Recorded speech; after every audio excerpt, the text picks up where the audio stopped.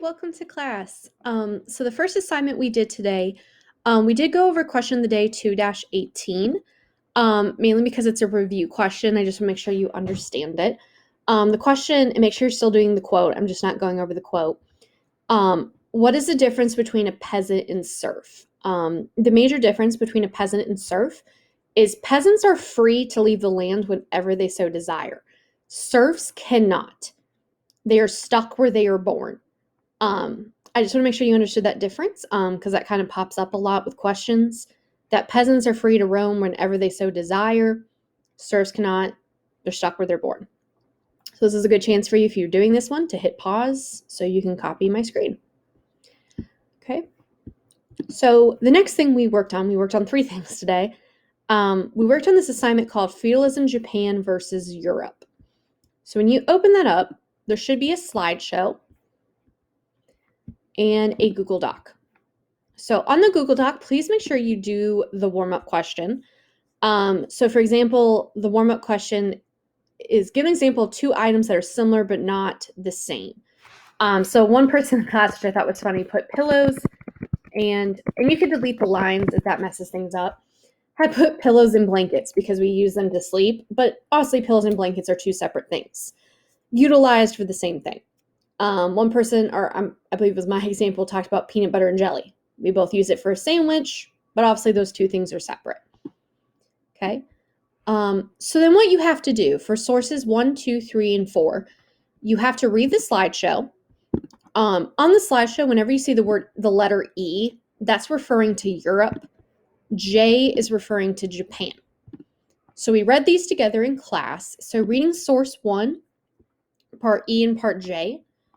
One class agreed that, sorry, I bit my tongue, that source 1 really talks about that both the leaders grant land in exchange for military service and loyalty.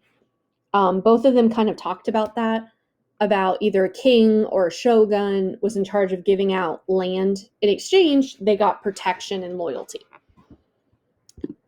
Source 2, and there's a nice little infographic that kind of shows that about exchanging for land, you get protection.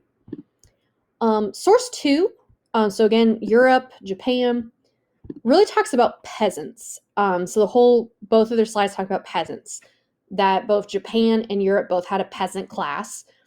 It talks about paying taxes. In Japan, you really need to read, was very intense of what they made peasants have to pay, that they controlled food, and it was, again, the lowest class that you could be in. Source 3 was this really cool pyramid. So there's actually a lot of answers you could put. You have to compare and contrast this pyramid. So one class came up with, they both had leaders of some nature who ruled everyone on top. So if you kind of look up here, they're called a king. They have a daimon and an emperor. Both had a warrior group, that all of them in the level 3 group always had some type of military. So in Europe, it was knights. Japan, it was samurai. And they both have peasants near the bottom. So pretty much both of Japan and Europe have that similar structure, that there's some leader, a protector, farmer, that all of them kind of depend on that. Then source 4, when you read through this, it talks about our fighting class. So Europe, it's obviously going to talk about knights. Japan is going to talk about samurais. But both of these, and I actually put the answer on the slideshow, both warrior classes, knights and samurai, had a code to follow that discusses skills and ways of life. So for source 4, both were a warrior class. They had a code. So for knights, it was chivalry, and for samurai, it was the bushido. Both of them told you how to act. So let me shrink this a little bit. So this is a good chance. You can hit pause for you to copy this down if you need to, or I recommend make sure you're still reading through the slideshow instead of just copying. I'm okay with that just because I want you to get the assignment done, but you're going to benefit from my class a lot more if you're actually reading. Okay, but this is a chance. Hit pause. It's a good shot of seeing my screen. Once you get done with this and the warm-up, you can hit turn in. So I made a big mistake on this document. I put this question down here. I don't want you to do it on this document. So if you've already done that, just hit copy and paste because you're going to do it in the next assignment. If not, you can just delete this bottom part. So the only thing I'm looking for is the warm-up in sections 1 through 4. So once you get done with that, don't forget to hit turn in. I think some of you are forgetting to hit turn in. So our next assignment we did together is called Formative Performance Task, FPT, Japan versus Europe. Okay. So in that one, if you open that up, as a class, we kind of did like a class answer. So this is my first period class and what they came up with. So again, you can hit pause if you need to copy this. That we kind of talked it through in class, that feudalism binds people together because it gives people a place in a social structure. Like, for example, here in America, we have a social structure. Students act a certain way towards their teachers, and you might not act that way towards your parent because you have a specific place in the social structure. But not only did it give people a role in the social structure, it gives you a job, it also allowed people to depend on one another. And that's probably the biggest point, is it's all about depending on each other. That they would exchange land/money for protection. It was a mutual agreement, also based on loyalty. So that's how Europe and Japan feudal system kind of binded people together. It was this mutual exchange for land/money for protection, all based on loyalty. Again, this is a good time. Hit pause if you need to jot any of this down. I do recommend keeping this open. You're going to hit turn in. Quick reminder, I do have a video for the notes, so please don't forget the notes. I also have a video posted for the project. I'm going to quickly review the project just one more time because I'm going to talk about common themes I'm grading and seeing.